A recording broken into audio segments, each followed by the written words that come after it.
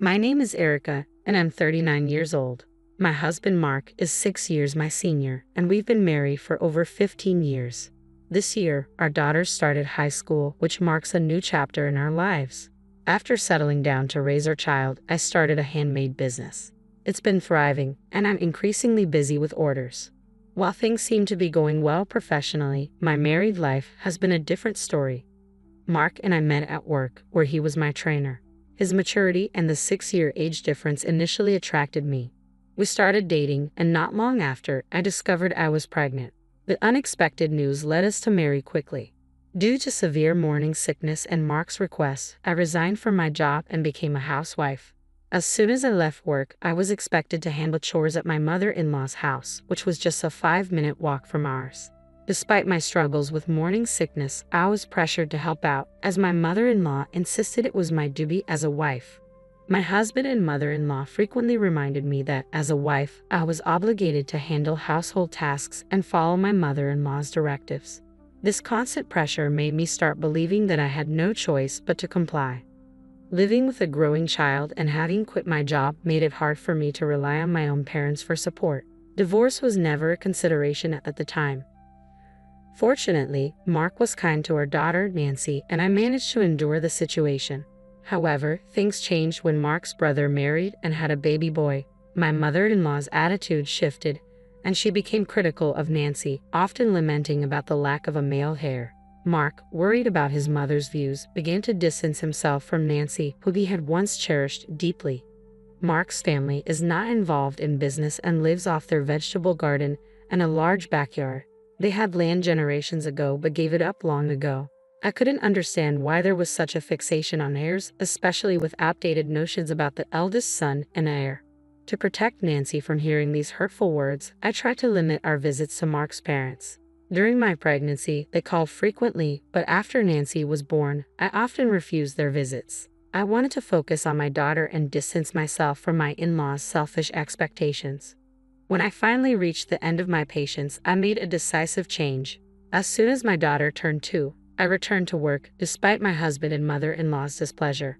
Anticipating their resistance, I kept my decision to myself until I had secured a job and enrolled my daughter in daycare.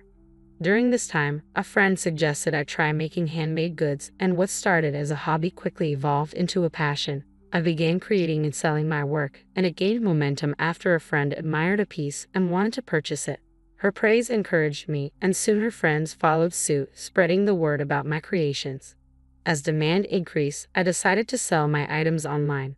The orders kept pouring in, and what began as a side job soon became my full-time career as a professional artist. Despite my success, I continued to distance myself from my in-laws.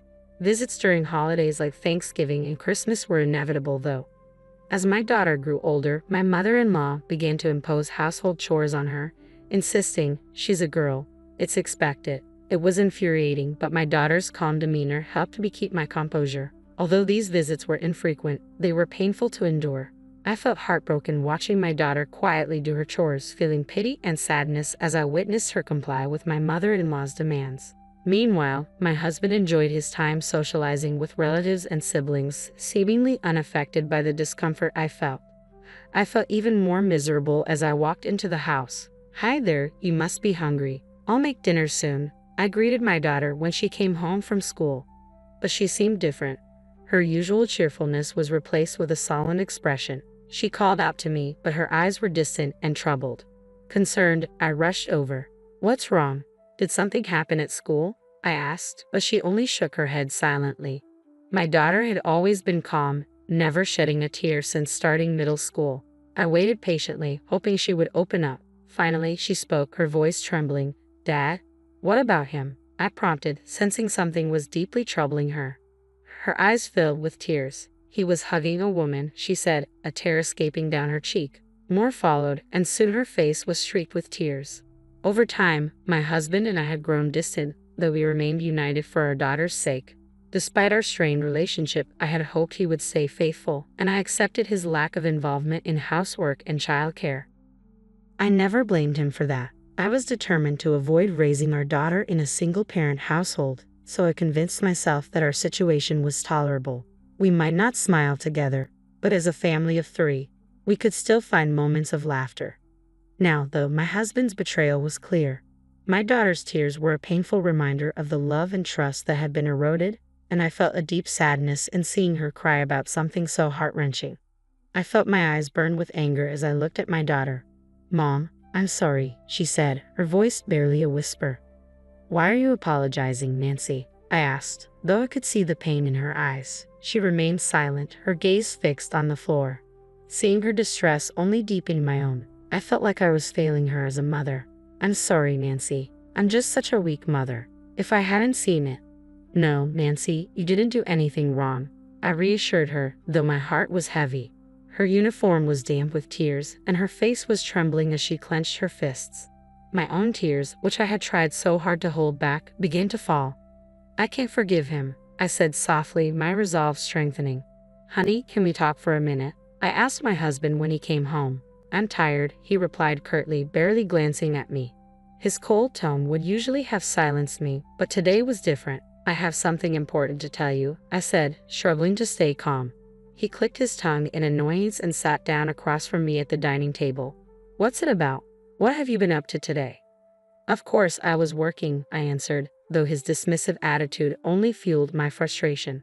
Without warning, he slammed his hand on the table, yelling, "What are you asking me?" I took a deep breath and continued, "I saw you hugging a woman." I didn't mention that Nancy had seen it too. My husband's reaction was immediate and harsh. "So what?" he snapped, looking at me with a scowl. "What about it?" "Are you cheating on me?" I asked, my voice trembling. He laughed derisively. "What else could it be?" His mockery left me speechless, my mind reeling from his offensive demeanor. As he noticed my reaction, he looked at me with an expression that mixed disdain and curiosity. "What's wrong with that?" he asked, his tone dripping with contempt. "What do you have to complain about?" "It's an affair," I said, struggling to keep my voice steady.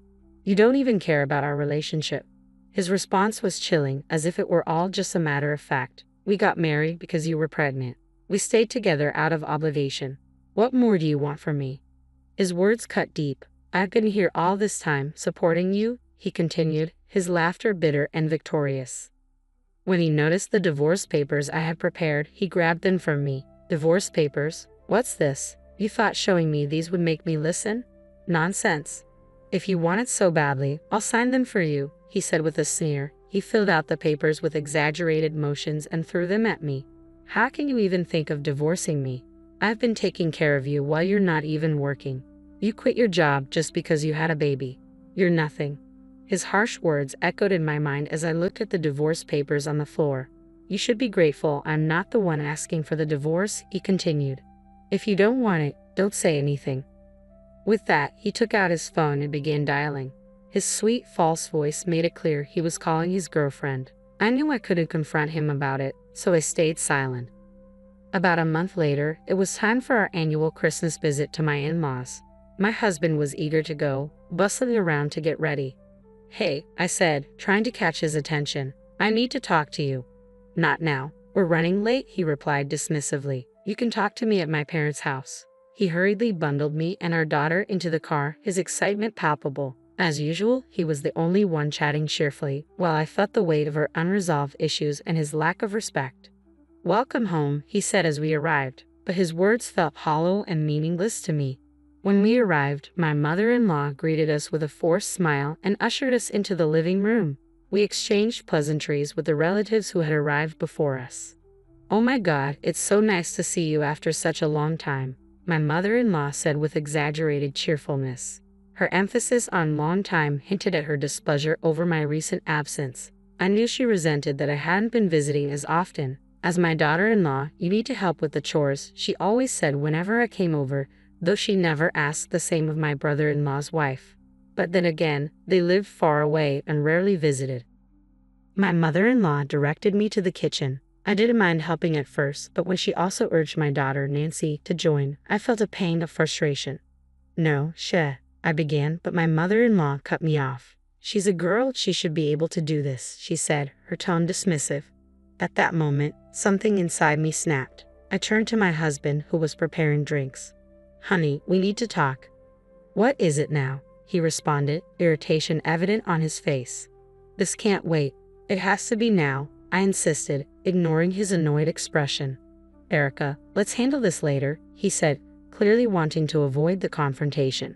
"Let's focus on the party for now." But my mother-in-law interrupted again, concerned about how her relatives would perceive her. "You're my daughter-in-law. I have plenty of work for you," she said, trying to divert attention from the issue at hand. After scanning the room and seeing the curious glances of her guests, she muttered, "On Christmas Day, I'll make sure she and her daughter handle everything." Taking a deep breath, I stood up, holding my daughter's hand firmly. "I'm done with this. I'm getting a divorce." "What? What are you talking about?" My husband and mother-in-law gasped in shock, their faces a mix of confusion and disbelief. I tried to ignore the chaos and focus on leaving with my daughter, but they blocked our way. "What do you mean by divorce?" my mother-in-law demanded, her voice rising in disbelief. She glared at both me and my husband, who was clearly caught off guard. It was evident he hadn't been expecting this revelation. "I mean exactly what I said. I'm divorcing this man," I replied firmly. "What? I didn't hear anything about this," my husband stammered. "What's going on?" "You told me to go ahead and file the papers if I wanted a divorce." "Well, I've done just that," I said, my tone unwavering. My husband was left speechless, clearly unable to process the situation. His optimism had clearly blinded him to the reality of our marriage. "You weren't serious about this, were you?" he finally managed to ask. "Of course I was serious," I replied. "Thank you for the papers. I've already submitted them. And as for why I'm telling you here, look around. This is exactly why. You've avoided any real conversation about this, and now we're facing it." My husband's face turned red as he realized the full extent of the public humiliation he was enduring. He had avoided discussing our issues, and now the consequences were unavoidable. But my mother-in-law wasn't done. "What's this about? I can't believe you're divorcing my son. You must have done something wrong, Erica." I looked at her incredulous. "How can you be so sure I'm at fault? Your son is trembling, and you still think it's all my fault?" My husband was clearly at a loss for words, flustered by the unexpected revelations. My mother-in-law, still in shock, demanded, "How am I going to explain this to others?" I turned to Nancy, who had been watching the scene unfold. "Nancy, why don't you tell them what you saw?" Nancy's cold gaze cut through the tension as she spoke. "Even though Dad is cheating on Mom." "What?" My mother-in-law froze, unable to process the new information. My husband, stunned, could only look at Nancy in disbelief. "Why?" Nancy asked, her voice trembling. "I saw you hugging another woman." "What?" my husband stammered, clearly caught off guard. "It's okay, Nancy," I said gently, though I could see the disgust in her eyes. She no longer wanted anything to do with her father, and it broke my heart a little. I wondered if I should have kept her from coming today, even though she'd insisted on it. "Are we done here?" I asked, ready to leave. "This is false accusation," my husband suddenly blurted. "You have no proof. I'm not divorcing you." His defiance caught me off guard. "How can you say that? You've always claimed you never loved me. Is this about maintaining appearances?" "You don't have any proof," he shouted, stuttering as he tried to defend himself. I calmly reached into my bag and pulled out several photos, scattering them across the floor. "Here's your proof," I said. The photos showed him walking hand in hand with a young woman. The evidence was undeniable, and he could no longer deny his actions in front of his extended family. His face turned red as he scrambled to gather the pictures.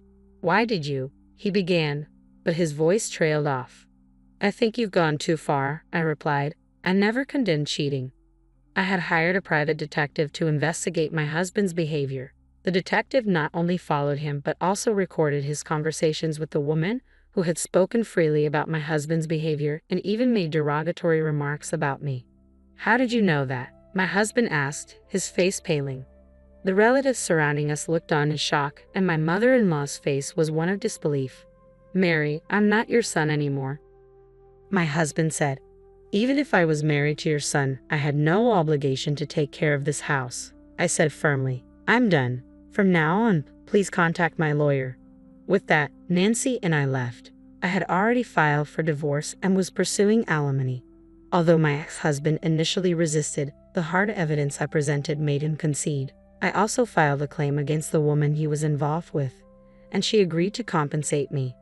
The scandal spread among their relatives and neighbors, causing them considerable embarrassment. My daughter and I embarked on a new chapter, free from the ties that once bound us. As a handmade artist, my business thrived with an influx of online orders. My daughter informed me that our story had even made its way onto social media. I'm finally free from the constraints of my past. Despite the hardships, I now have the opportunity to do what I want, take care of my daughter, and fully enjoy my life.